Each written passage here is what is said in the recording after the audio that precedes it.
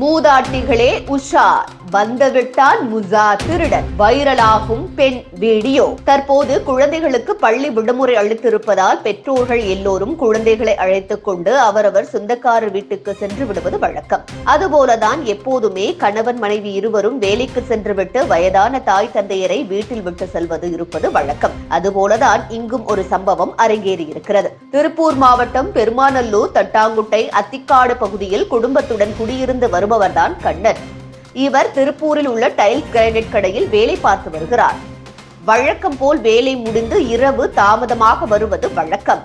பள்ளி விடுமுறை என்பதால் குழந்தைகளை அழைத்துக் கொண்டு கண்ணனுடைய மனைவி தாய் வீட்டிற்கு சென்றிருக்கிறார். ஆகையால் வீட்டில் யாரும் இல்லாத நிலையில் கண்ணனுடைய தாயார் அம்சவேணி தனியாக இருந்து வந்துள்ளார். சம்பவத்தன்று இரவு தலைக்கவசம் அணிந்த 3 மர்ம நபர்கள் சுமார் 9:30 மணி அளவில் திடீரென வீட்டிற்குள் நுழைந்துள்ளனர். நுழைந்தவுடன் கத்தியை காட்டி மிரட்டி அம்சவேணியை கட்டலில் சும்மா படு என சொல்லிவிட்டனர். பின்னர் அம்சவேணியின் கழுத்தில் கத்தியை வைத்து பீரோ சாவி கேட்டு மிரட்டியுள்ளனர். உயிருக்கு பயந்த அம்சவேணி பீரோ சாவி இருக்கும் இடத்தை தெரிவித்துள்ளார். மேலும் தலையணைக்கு அடியில் வைத்திருந்த தங்கச் சங்கிலியையும் பறித்துக் கொண்டனர். கொள்ளையடிக்க வந்த மர்ம நபர்கள் வீட்டில் இருந்த பணம் சுமார் 50,000 மற்றும் 10 சவரன் நகைகளை கொள்ளையடித்து முடித்த பின் இன்னும் என்னவெல்லாம் இருக்கிறது என கேட்டுள்ளனர். வேறொன்றும் இல்லையப்பா என கூறியிருக்கிறார் அம்சவேணி. ஆத்திரமடைந்த கொள்ளையர்கள் வெள்ளியில் கிடந்த கடப்பாரை, மம்முட்டி போன்ற ஆயுதங்களை கொண்டு வந்து பீரோவை உடைத்து நாசம் செய்துள்ளனர். இந்த நிலையில் மர்ம நபர்கள் வந்த 2 சக்கர வாகனத்தின் சாவியை எங்கோ விழுந்து விட்டதால் அதை தேடி பார்த்தனர். கிடைக்காத ஆத்திரத்தில் வீட்டில் உள்ள அனைத்து பொருட்கள், துணிமணிகள் அத்தனையும் கலைத்து தேடி பார்த்தனர்.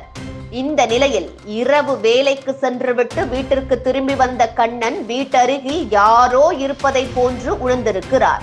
உடனே வேகமாக வந்த அவரை பார்த்த கொள்ளையர்கள் வந்த 2 சக்கர வாகனத்தை விட்டுவிட்டு ஓடிவிட்டனர்.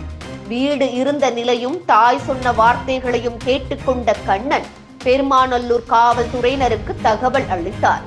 அதன் அடிப்படையில் விரைந்து வந்த போலீசார் தனிப்படை அமைத்து குற்றவாளிகளை தேடி வருகின்றனர். திருட்டு போன ரொக்கம், தங்கம், வெள்ளி உள்ளிட்ட பொருட்களின் மதிப்பு சுமார் 7 லட்சம் ரூபாய் இருக்கும் என காவல்துறையினர் தெரிவித்தனர்.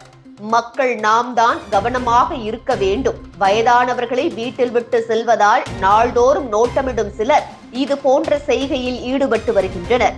அதிலும் இந்த மாதம் பலர் ஊர்களுக்கு சென்று விடுவார்கள்.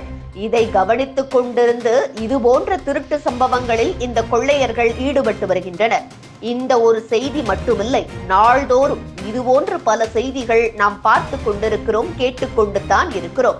அதற்கு நாம் என்ன செய்ய வேண்டும் என்றால், முதலில் நாம் கவனமாக இருக்க வேண்டும். பின்னர் காவல்துறை அறிவுறுத்தியது என்னவென்றால், பணம், நகைகளை வீட்டில் வைத்திருப்பதை விட வங்கியில் சேஃப்டியாக வைத்திருப்பதுதான் சிறந்தது என்று அறிவுறுத்துகின்றனர்.